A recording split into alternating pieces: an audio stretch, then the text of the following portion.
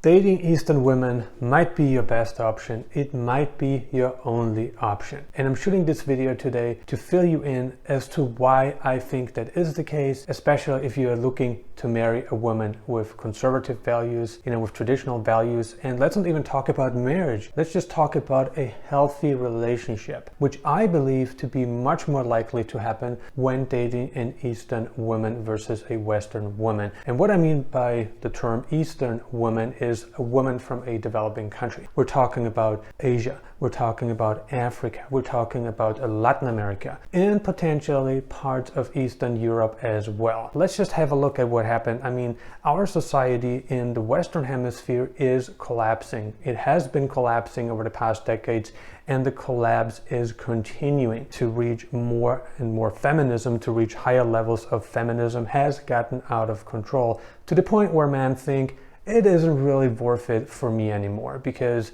if I can't be the man, then why do I even need to be in this relationship? Why do I even need to live in that country? Because at the end of the day, I mean, humans as of today are the only species on this planet that changed the rules of nature. We are the only species that changed the rules of nature. If you take a look at pigs, you take a look at deers, you take a look at birds, I mean, there is a male and female, and the two have very different responsibilities, and it's the natural balance that we have lost in Western countries. And I have to add also in Eastern countries, I mean, there are women in Eastern countries that have been infected by the feminism virus. The virus that's all about, giving women equal rights, even though women have much more rights than men these days. And the true cancer of this whole concept, feminism, is that women want to have the same masculine strength, the same physical strength, the same economic strength as a man has. And that doesn't work very well when it comes to relationship and marriages. The motivation behind this video is a personal experience that I just had recently in Athens, Greece, which was predicated on me, going to a dentist and just seeing a feminist woman there. And what was really odd about this woman was that she had hair on her legs and she was muscular. We talked to her, and what she told us was the simple fact that, why can I do that? Why do only men, have hairy legs, and why can women have hairy legs too? It's just something that I want. I want to have equal rights. I mean, that's fine, but I don't think most men would want to be together with a woman that's muscular. They don't want to be together with a woman that's hairy. Is there anything worse than a hairy woman? That is probably the worst thing that can happen to a man. It's not very attractive, certainly not like a magnet, in my opinion at least. I mean, most digital nomads who are watching this channel right now, if you're an expat, you probably want to be together with a feminine woman, not a feminist woman. So the ambition, a woman's ambition to acquire equal rights has succeeded. I mean, there's no question that women have equal rights today.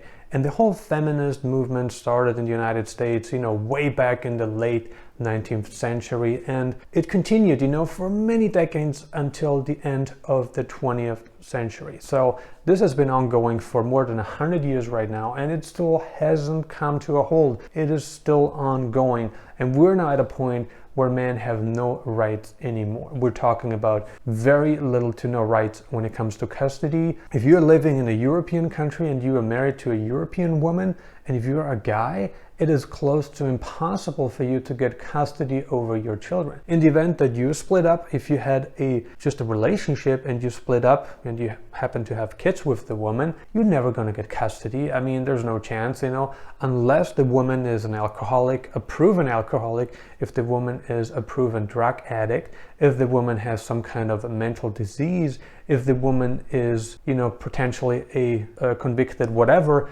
then you may get custody as a man. But under normal everyday circumstances, it is practically impossible for a regular dude to get custody over the children. Even if he's a good guy, it just doesn't happen, right? It's always going to be the woman. In the United States, it's mostly the woman, but there's also, like joint custody. I mean, in Europe, there's also joint custody, not just in North America. What throws a lot of men off is negative personality traits. And we're talking about entitlement. We're talking about arrogance, ignorance. And entitlement, we're just talking about, okay, I'm this, great Western woman, and, I was born into wealth, and I have everything that I want to have. I don't need to listen to a guy about what he believes needs to happen in my life in order for me to have a happy relationship, a happy marriage. You know that song, don't you? And that happens very frequently when dating Western women. It's so common that guys just don't want to put up with it anymore. We are sick and tired of this nonsense.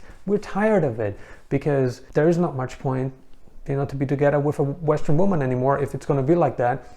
And then there is the arrogance. There's this whole entitlement mentality that creates arrogance, ignorance, and just unwillingness to being receptive. They're unwilling to do anything, to listen, just to be open-minded. And that's why men look into Eastern countries where women are just much more receptive to listen to them. And they want a more traditional relationship, and who can blame them? Who doesn't want to have a traditional conservative relationship where the man can be the man, where the man is the provider, the man is the financial provider, and the woman is taking the feminine role, not the feministic role, the feminine role, just how it should be, how it is in Asia, how it is in Latin America, how it is in Africa, how it is in certain parts of Eastern Europe still. And again, gotta look out because there are infected women everywhere. Oh yeah, I almost forgot to mention a super important point. Why Western men don't want to have a relationship with a Western woman anymore is for the simple reason that many Western women don't want to have kids anymore. And the reason why they don't want to have kids anymore is because the government's taking care of them. They have enough economic solvency to not need to rely on kids when they get older. And that's very common these days. I'm not saying that all Western women are like that, of course not, but there is a good chunk that just doesn't want to have kids. Maybe they want to get married, they don't want to have kids. What's the point of getting married if you don't have kids? It just doesn't make any sense because it's no guarantee that the relationship will work. Whether you're married or unmarried, but have a relationship with someone, the odds of you succeeding are practically the same. It depends on your personal input, on what you are willing to do.